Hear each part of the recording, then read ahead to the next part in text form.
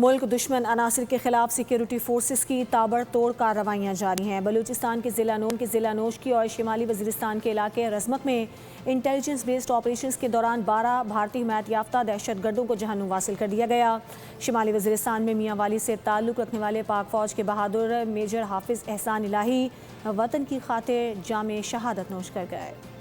ملک دشمنوں کا کھلا کمع کرنے کا عزم، سیکیورٹی فورسز کی تابڑتوڑ کارروائیاں، شمالی وزیرستان اور بلوچستان کے ضلع نوشکی میں کارروائی، 12 دہشت گرد جہنم واصل۔ فائرنگ کے تبادلے میں پاک فوج کے میجر شہید ہو گئے۔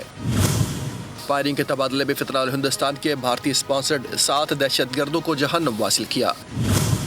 ہلاک ہونے والوں میں خودکش بمبار بھی شامل ہے۔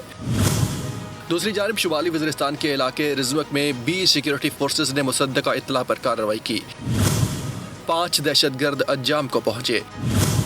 آپریشن کے دوران جوانوں کی قیادت کرنے والے میاں والی کے رہائشی 34 سالہ بہادر میجر حافظ احسان الہی بہادری سے لڑتے ہوئے وطن پر قربان ہو گئے۔ سیکیورٹی فورسز نے دہشت گردوں کے مکمل خاتمے تک کی کارروائیاں جاری رکھنے کا عزم ظاہر کیا ہے۔